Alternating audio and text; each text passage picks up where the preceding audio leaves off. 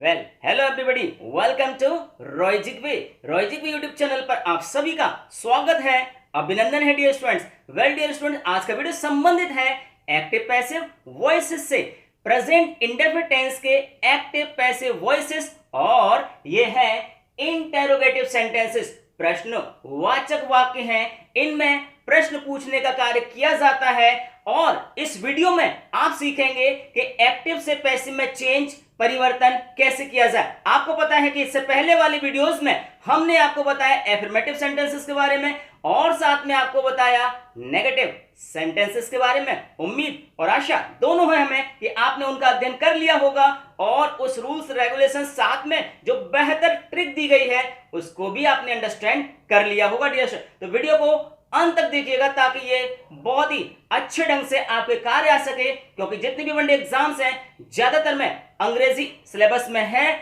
और ये आपको 3 या 4 मार्क्स डेफिनेटली दिलवा सकते हैं। तो वेल डियर स्टूडेंट्स, स्टार्ट करते हैं वीडियो को।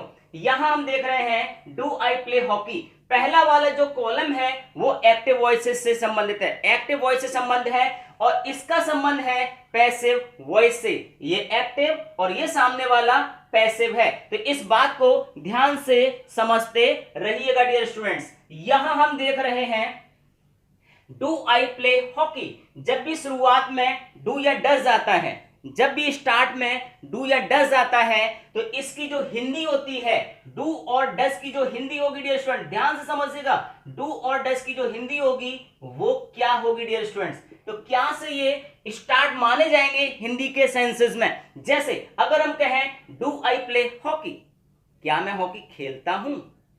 डू आई प्ले हॉकी, क्या मैं हॉकी खेलता हूं। यहां पर आपको पता है कि जो डू हमने लगाया है वो इस सब्जेक्ट यानी आई के अकॉर्डिंग हमने यहां पर डू को लगाया, क्योंकि आई एक प्लूरल सब्जेक्ट है और इसीलिए डू एक प्लूरल वर्ब है। तो डू के अकॉर्डिंग हमने आई लगाया हुआ है। डू आई प्ले हॉकी, क्या मैं हॉकी खेलता हूं। यहां पर आई सब्जेक्ट है, प्ले वर्ब है और हॉकी यहां पर ऑब्जेक्ट के रूप में दिया गया है। लेकिन डियर स्टूडेंट, जब इसे हम पैसिव में बदलते हैं, किसमें, पैसिव में बदलते हैं। हाँ बिल्कुल आपने सही समझा, जब इसे हम पैसिव में बदलेंगे तो ये जो हॉकी है जो यहां पर ऑब्जेक्ट के रूप में है, ये यहां पर आकर के सब्जेक्ट बन जाएगा डियर स्टूडेंट। ये यहां आकर के सब्जेक्ट बन जाएगा और फिर जो आने वाली हेल्पिंग वर्ब है, आपको पता है कि डू और डज को हटा करके हम क्या लगाते हैं, इज, एम या आर। इज, एम, आर कैसे आती है, किस अनुसार आती है, तो उसके लिए आपको ध्यान रखना पड़ेगा ये जो ऑब्जेक्ट है इस ऑब्जेक्ट के अनुसार ही हमारे पास इज, एम, आर में से कोई एक हेल्पिंग वर्ब का यूज किया जाता है यहां पर। अब क्योंकि हॉकी हमारे पास एक है, हॉकी गेम की बात कर रहे हैं हम, इसलिए इसे हमने सिंगुलर माना है और इसीलिए जब हॉकी यहां पर सब्जेक्ट के रूप में आया, यानी इस हॉकी को हमने यहां पर सब्जेक्ट बना दिया, ये ऑब्जेक्ट और ये सब्जेक्ट बन गया, तो इसके अकॉर्डिंग जो हमने ये वर्ब यूज किया हुआ है डियर स्टूडेंट वो सिंगुलर है। यानी यहां पर सिंगुलर सब्जेक्ट हो गया और यहां पर सिंगुलर वर्ब हो गया। ये चीज आपको अंडरस्टैंड करनी है, ध्यान से समझ लेना है इस बात को। बहुत आसान है, टेक्निक ट्रिक जो है बेहद इजी है, सरल है, बहुत आसानी से इसे आप अपनी ग्रिप में कर सकते हैं। तो वहां पर सेंस था क्या मैं हॉकी खेलता हूं और यहां हिंदी सेंस बन गया है क्या हॉकी मेरे द्वारा खेली जाती है, क्या हॉकी मेरे द्वारा खेली जाती है। तो ये बात आपको स्पष्ट हो जानी चाहिए कि डू या डज जो भी हेल्पिंग वर्ब होगी वो आपको पता है सब्जेक्ट से कहां है, पहले है। हेल्पिंग वर्ब सब्जेक्ट से पहले है, तो जब ये पैसिव में चेंज होगी, जब ये पैसिव में चेंज हो रहा है तब भी हेल्पिंग वर्ब इज सब्जेक्ट से पहले ही आ रही है डियर स्टूडेंट्स, है ना। इस बात में कोई डाउट नहीं है, कोई शंका संदेह नहीं है। हेल्पिंग वर्ब शुरुआत में ही रहेगा, चाहे हम एक्टिव में बात कर लें या बात करें हम पैसिव सेंटेंसेस में। अगले सेंटेंस की बात करते हैं, डज ही हेल्प यू, क्या वह आपकी मदद करता है। डज ही हेल्प यू, क्या वह आपकी मदद करता है, पैसिव हो जाएगा। अब यहां देखिएगा, यहां पर हमने जो सब्जेक्ट लिया है वो ही है और ही के अकॉर्डिंग डज लगा हुआ है। ये ही क्या है, सिंगुलर सब्जेक्ट है, तो उसके साथ सिंगुलर वर्ब का यूज हुआ है, हेल्पिंग वर्ब का। यहां पर ये मेन वर्ब है और ये है यहां पर ऑब्जेक्ट, और ये जो ऑब्जेक्ट है वो यहां आकर के बन गया सब्जेक्ट, इसलिए ये सब्जेक्ट है जो प्लूरल का है, ये सब्जेक्ट प्लूरल का है और इसलिए इसके साथ आने वाली जो वर्ब होगी वो वर्ब भी प्लूरल की ही होगी डियर स्टूडेंट्स। ये आपको इतनी सी बात याद रख लेनी है। तो इसलिए अब यह सेंस बन गया, are you helped by him, क्या तुम्हारी मदद उसके द्वारा की जाती है। Are you helped by him, क्या तुम्हारी मदद उसके द्वारा की जाती है। इसलिए हेल्पिंग वर्ब जो है वो सब्जेक्ट से पहले आती है प्रश्नवाचक वाक्यों में, इंटेरोगेटिव सेंटेंसेस में। अगला सेंटेंस लेते हैं, डू दे ईट एप्पल्स, क्या वे सेब खाते हैं, क्या वे सेब खाते हैं। आपको पता है डू जो है वो दे के अकॉर्डिंग है और दे यहां पर प्लूरल सब्जेक्ट है। जो दे यहां पर सब्जेक्ट है वो पैसिव में क्या बन जाएगा, ऑब्जेक्ट बन जाएगा और यहां पर आकर देम हो जाएगा। और ये जो एप्पल्स यहां पर ऑब्जेक्ट के रूप में है, ये एप्पल्स यहां पर किस रूप में है, ऑब्जेक्ट के रूप में है, कर्म के रूप में है। ये ऑब्जेक्ट यहां पर आकर के सब्जेक्ट बन जाएगा डियर स्टूडेंट्स, है ना।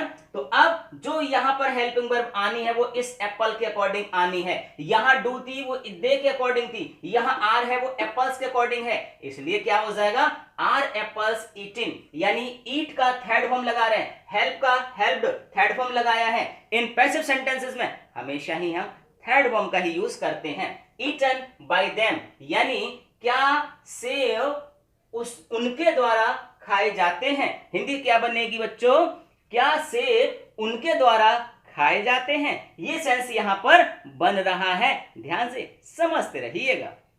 अगला sentence, does she teach me, क्या वह मुझे पढ़ाती है। डज शी टीच मी, क्या वह मुझे पढ़ाती है। यहां पर देखिएगा ये सिंगुलर सब्जेक्ट है, इसके साथ जो हेल्पिंग वर्ब है वो भी सिंगुलर है, सिंगुलर वर्ब है ये, और यहां पर ये मेन वर्ब है, ये यहां पर ऑब्जेक्ट है। ये ऑब्जेक्ट यहां पर आकर के सब्जेक्ट बन रहा है डियर स्टूडेंट्स, ऑब्जेक्ट सब्जेक्ट बन रहा है और ये जो वर्ब है वो इसी के अकॉर्डिंग आ रही है। तो ये बहुत ही आसान तरीके से आप समझ सकते हैं। यहां पर ये जो सब्जेक्ट है वो यहां पर ऑब्जेक्ट बन जाएगा और ऑब्जेक्टिव केस में शी का ऑब्जेक्टिव केस हर हो जाता है डियर स्टूडेंट। इसलिए सेंटेंस बन गया, am I taught by her, am I taught by her, क्या मुझे उसके द्वारा, उस लड़की के द्वारा पढ़ाया जाता है। Am I taught by her, क्या मुझे उसके द्वारा पढ़ाया जाता है। ये सेंस आ रहा है। अगला है, डज राम फॉलो मी, क्या राम मेरा अनुसरण करता है। तो यहां देखिएगा, यहां डज आया राम के अकॉर्डिंग, लेकिन यहां पर जो एम है वो आई के अकॉर्डिंग आया हुआ है। ये जो यहां पर ऑब्जेक्ट है ये यहां पर आकर के सब्जेक्टिव केस में आ गया है, इसलिए इसी के अकॉर्डिंग यहां पर हेल्पिंग वर्ब आनी है। तो आपको पता है आई के साथ आर नहीं लगाते और इज लगाते हैं, नहीं बिल्कुल नहीं लगाते, इज का यूज भी हम नहीं करते हैं, इसलिए आई के साथ एम आता है dear student. Am I followed by Ram, क्या मेरा अनुसरण राम के द्वारा किया जाता है, क्या मेरा अनुसरण राम के द्वारा किया जाता है। तो ये थे डियर स्टूडेंट्स आज के इंटेरोगेटिव सेंटेंसेस जो संबंधित हैं प्रेजेंट इंडेफिनिट टेंस से, यानी वर्तमान अनिश्चित काल से संबंधित है। यहां पर आपने देखा कि जो हेल्पिंग वर्ब हम यूज कर रहे हैं वो डू या डज आ रही है, और एक्टिव में जो डू और डज आ रहा है उसको हम पैसिव में रिप्लेस कर रहे हैं इज एम आर से।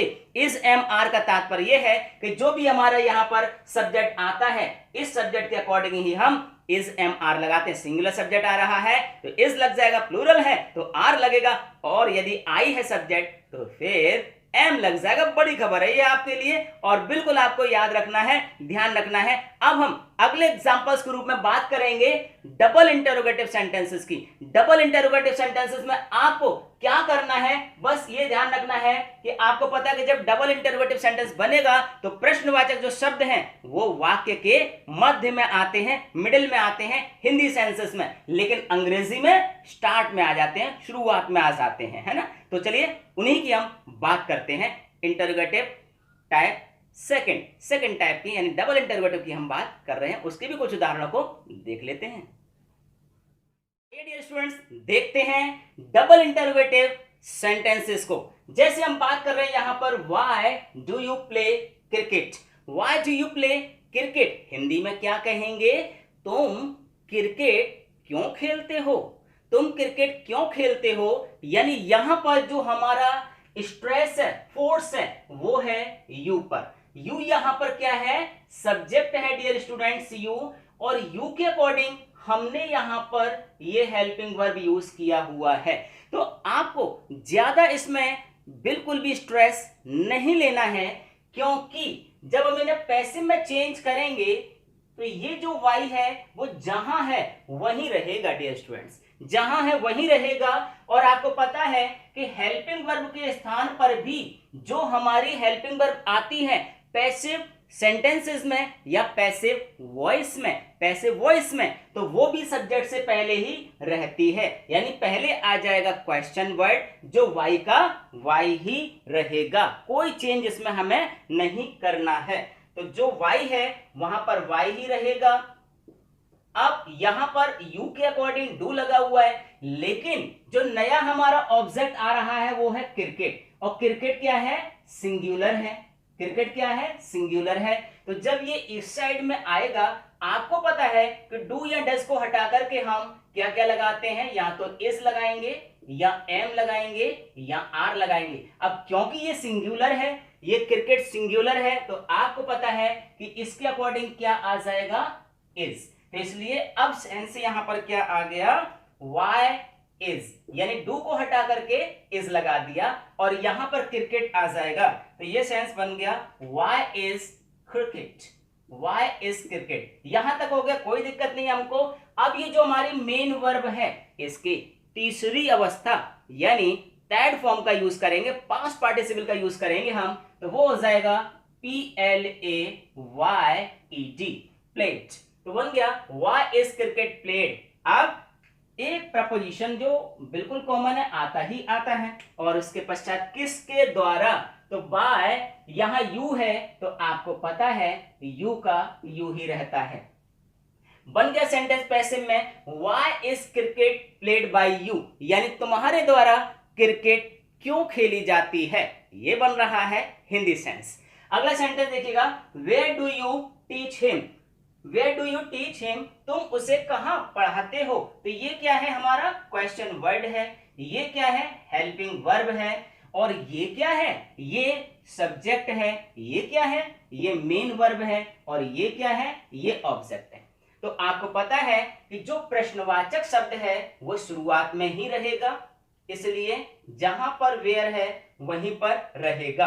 अब हमारे पास हेल्पिंग वर्ब क्या है? हेल्पिंग वर्ब यहां पर हमें लेनी है, यहां यू के अकॉर्डिंग डू है, लेकिन हमें लेना है इसके अकॉर्डिंग। हिम क्या है?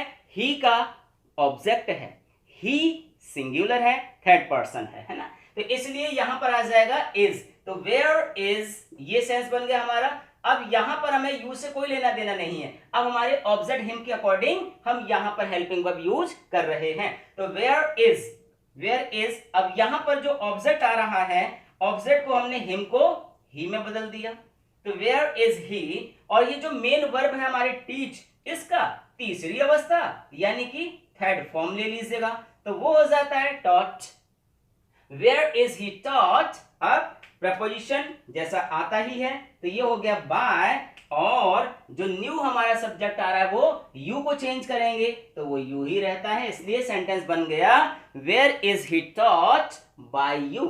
Where is he taught by you.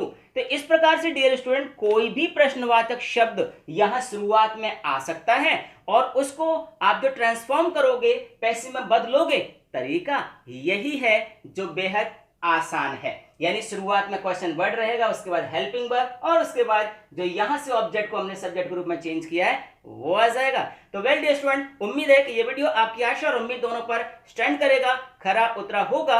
और यदि ऐसा है, वीडियो आपको पसंद आया है, तो वीडियो को आप लाइक कर दीजिएगा, और चैनल के लिए यदि आप नए हैं तो चैनल को सब्सक्राइब करके एक बेल आइकन उपस्थित होगा घंटी जैसा, चिन्ह आएगा उसको भी आप पुश कर दें, क्लिक कर दें, ताकि हमारे द्वारा भेजे गए सारे वीडियोस आपके पास बिना किसी बाधा के पहुंचते रहें और वो आपकी किस्मत के निर्माण में महत्वपूर्ण भूमिका निभाते रहें। तो वेल डियर स्टूडेंट्स, मैं हूं आपका अपना इंग्लिश ट्यूटर एच.एम. रॉय और आप तक ये वीडियो पहुंचा है रॉयजिक वे यूट्यूब चैनल के माध्यम से। जिसने ठाना है सफलता तो आपको दिलवाना ही है। तो well it's okay for this one. इस वीडियो में इतना ही। एक और वीडियो धमाकेदार बेमिसाल लेकर बहुत जल्दी उपस्थित होंगे।